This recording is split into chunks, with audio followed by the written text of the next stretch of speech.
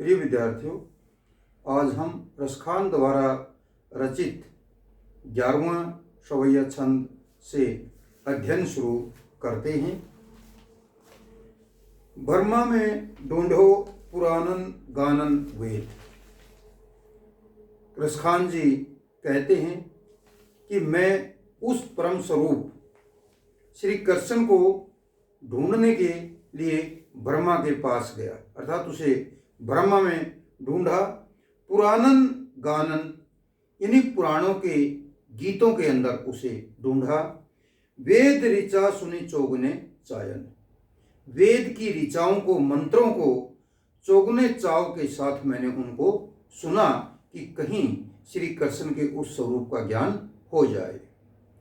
देखो सुनो कभू ने की तू, मैंने इन सभी क्रियाकलापों में कहीं पर भी श्री कृष्ण के उस स्वरूप को न तो मैं देख पाया और न ही कहीं पर सुन पाया। कैसे स्वरूपो कैसे सुभायन, कि श्री कृष्ण का कैसा तो स्वरूप है और उसका स्वभाव कैसा है।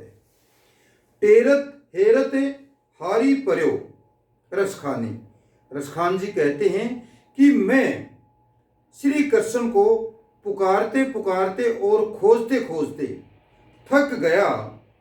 बतायो न लोग आया, उस श्री कृष्ण के बारे में ब्रज अक्षेत्र के अंदर किसी भी लोग और लुगाई, अर्थात वहां पर पुरुष और स्त्री ने किसी ने भी उसके बारे में कुछ नहीं बताया।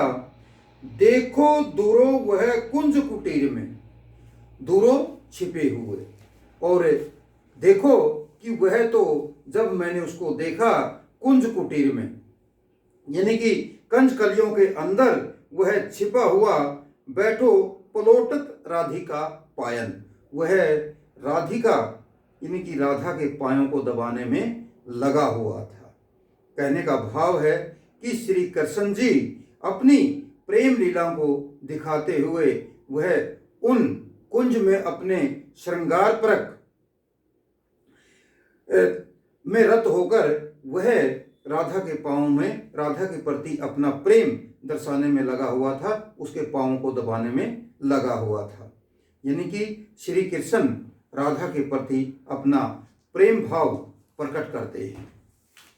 अगला पद देखिए, शेष गणेश महेश दिनेश, अर्थात शेष शेषनाग जो हजारों जिसके शस्त्र मुखों से युक्त है, गणेश गणेश जी, महेश शिव शंकर, दिनेश सूर्य देवता, सुरसेहु और इंद्र देवता, जाहि निरंतर गावें, जिसकी आराधना निरंतर लगातार करते रहते हैं, अर्थात सभी देवता उस परम स्वरूप श्री कृष्ण की आराधना निरंतर करते रहते हैं, उसे प्राप्त करने के लिए लगे रहते हैं।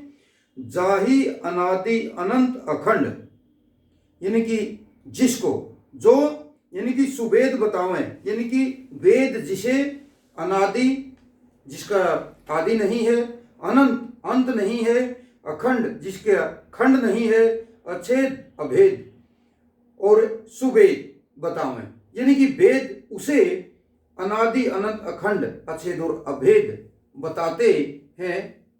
उस श्री कृष्ण को नारद से सुख व्यास रहे, यानी कि नारद, सुखदेव और व्यास जी हारे तो पुनि पारने पावे, अर्थात वे भी उसको प्राप्त करने में लगे हुए हैं, लेकिन वे भी श्री कृष्ण के उस स्वरूप को नहीं जान पाए हैं।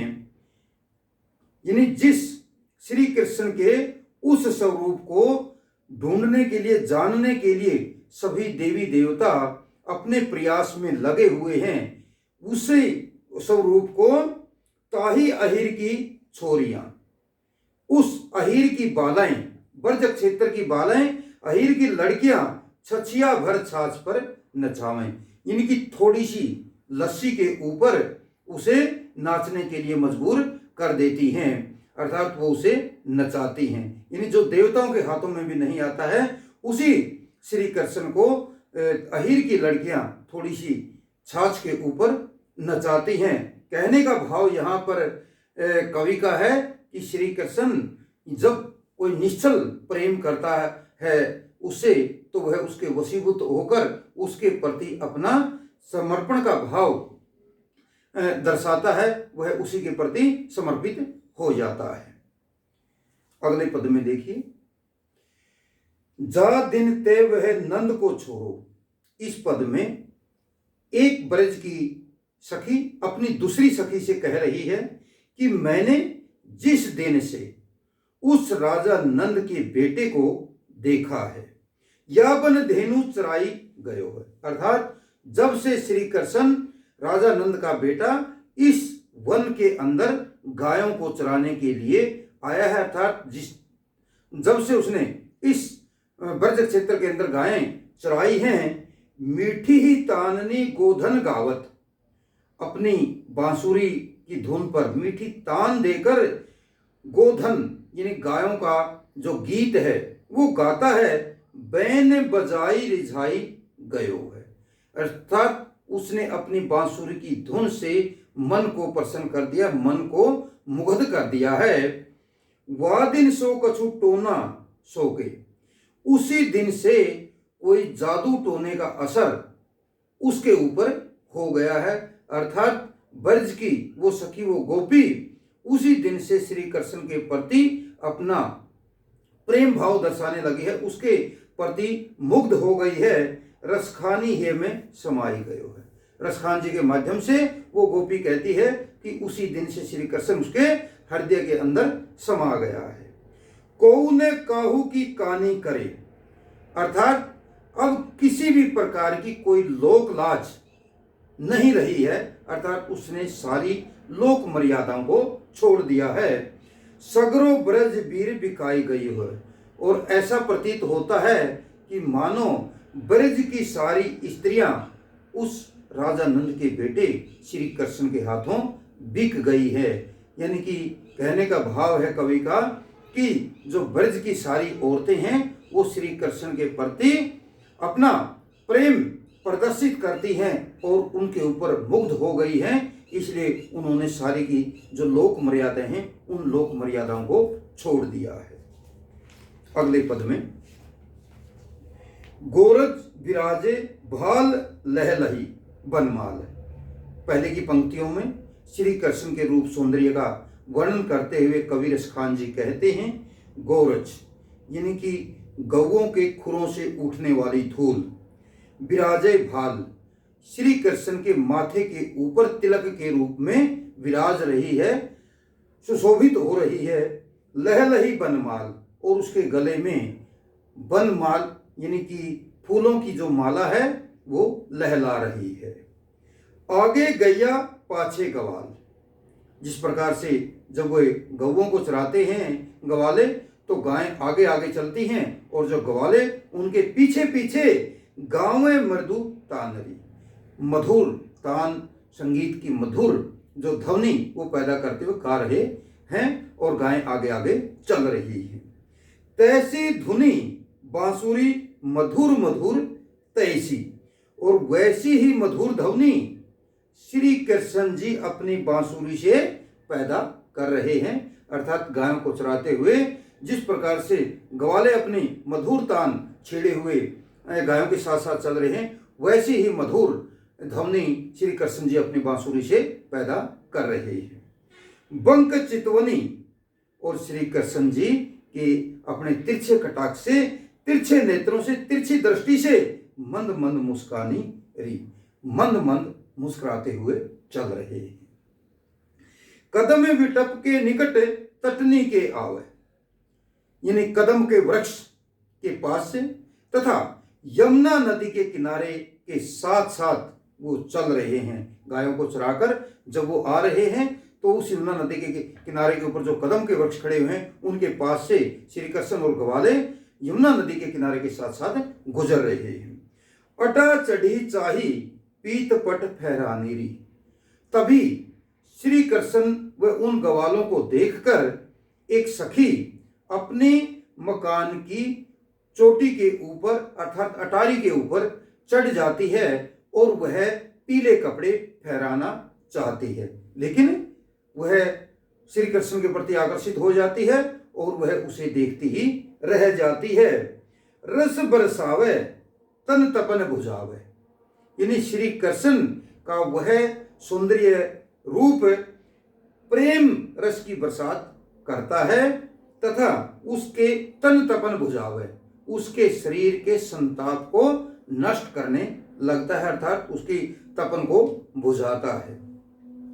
नैन प्राण ने रिझावे वह आवे रसखानी री, यानी कि उनके आना, श्री कृष्ण का उस समय आना और उसका वह सौंदर्य रूप मेरे मन, प्राण और नेत्रों को प्रसन्न कर रहा है। यरस खान जी कहते हैं कि उस गोपी का जो मन है, प्राण है और उसके जो नेत्र हैं श्री कृष्ण के उस रूप को देखकर प्रसन्न हो रहे हैं, मुग्ध हो रहे हैं। अर्थात कहने का भाव यहाँ पर कवि का, श्री कृष्ण का उस रूप को देखकर ऐसा कोई नहीं है जो उसके ऊपर न्यौछावर नहीं हो जाता है। सभी श्री कृष्ण के उस बाल रूप को पसंद करते हैं।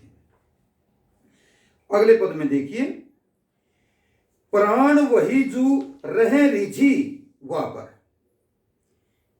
इस पंक्ति में रसखान जी कहते हैं कि किस प्रकार से कौन कौन सी शरीर की वस्तुएं कब सार्थक हो जाती है।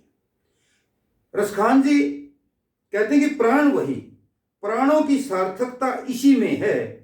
प्राण तभी सार्थक माने जाएंगे जब रह रीझी वापर, वह श्री कृष्ण पर, जब वे श्री कृष्ण के प्रति प्रेम प्रकट करते हो, श्री कृष्ण के ऊपर मुग्ध हो जाते हों। रूप वही लिही वाही रिझायो, और रूप सौंदर्य वही सार्थक होता है जो उसके मन को, यानी श्री कृष्ण के मन को प्रसन्न कर देता हो, वही रूप सौंदर्य सार्थक है।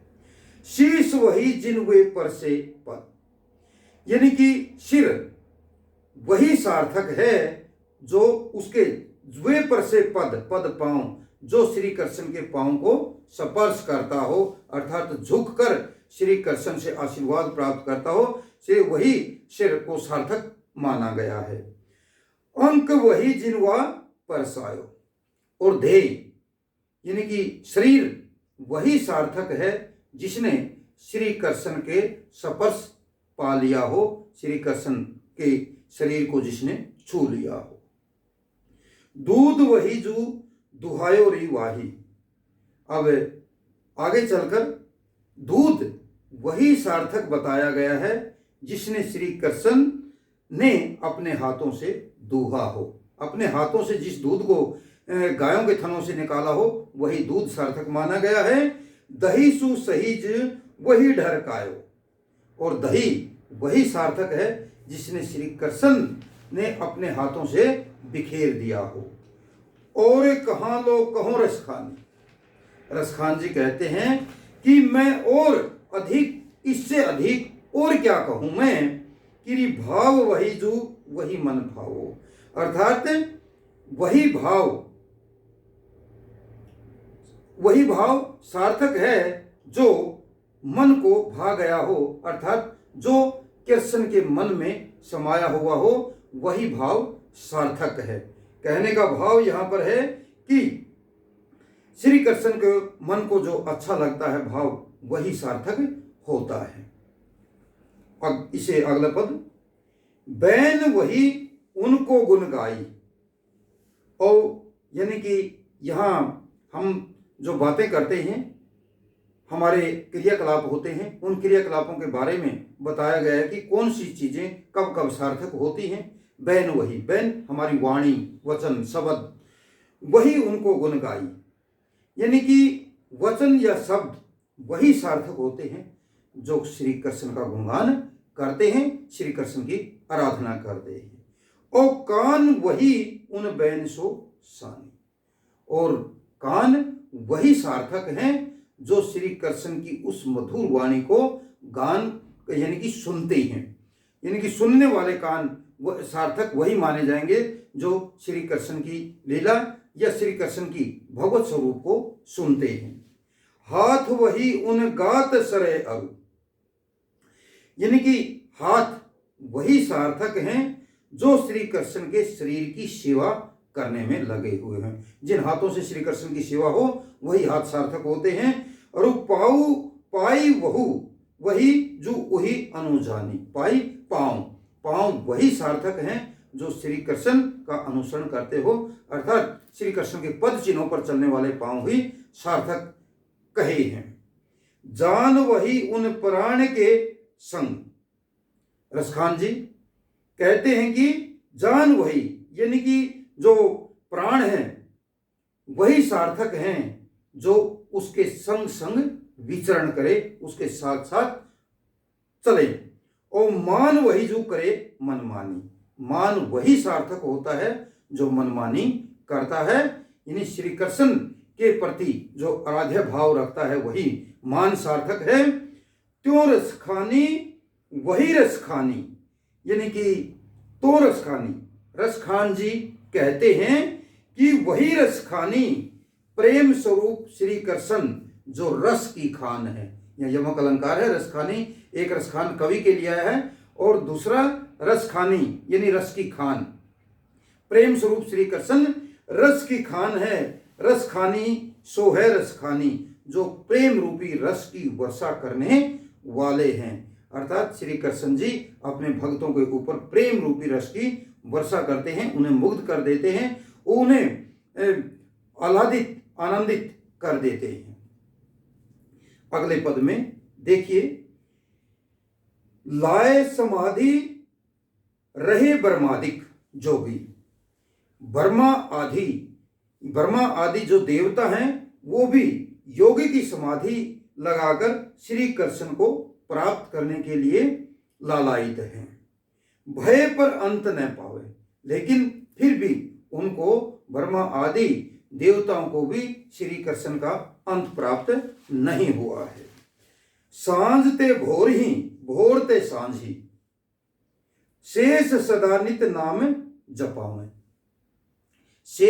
शेषनाग जो सहस्त्र मुखों वाला है तो वो भी सांझ से यानी कि शाम से सुबह हो जाती है, सुबह से शाम हो जाती है और निरंतर उसी श्री कृष्ण का नाम जपते रहते हैं, फिर भी उन्हें वो प्राप्त नहीं कर पाए, श्री कृष्ण की जो दर्शन नहीं कर पाए।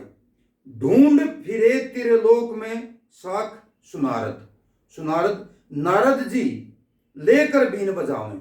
नारद जी अपनी वाणी को लेकर वीणा को बजाते हुए तीनों लोकों में ढूंढते फिर गए हैं, अर्थात श्री कृष्ण के दर्शनों के लिए नारद जी भी तीनों लोकों में अपनी वीणा को लेकर वीणा बजाते हुए उसे ढूंढने के लिए निकल गए हैं, लेकिन फिर भी उन्हें श्री कृष्ण जी नहीं मिले।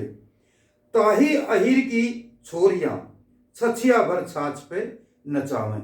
और श्री कृष्ण जी से जो सच्चा प्रेम करने वाले हैं वो उनके प्रति बहुत जल्दी आकर्षित हो जाते हैं, उन्हें अपना रूप सौंदर्य के दर्शन श्री कृष्ण जी करवा देते हैं। तो उसी का वर्णन करते हुए रसखान जी कहते हैं कि ताही अहिर की छोरियां, और दूसरी तरफ अहिर की वो लड़कियां हैं जो छछिया भर छाछ पे नचावें, अर्थात श्री कृष्ण को थोड़ी सी लस्सी के ऊपर ही नाच नचाती हैं, उनके सानिध्य वो प्राप्त करती हैं। कवि का कहने का भाव यह है कि जो भी श्री कृष्ण को सच्चे हृदय से याद करता है वे उसके ऊपर अपनी कृपा दृष्टि डाल देते हैं। जैसा कि कहा भी गया है कि साधु भूखे भाव के धन के भूखे नाही, यानी जिस प्रकार से सज्जन लोग भाव के भूखे होते हैं उसी प्रकार से श्री कृष्ण जी भी अपने भक्तों के सच्चे भाव के भूखे होते हैं, और जो सच्चे भाव से उन्हें याद करता है वो उन्हें तुरंत अपने दर्शन दे जाते हैं। आज इतना ही, बाकी कल करेंगे।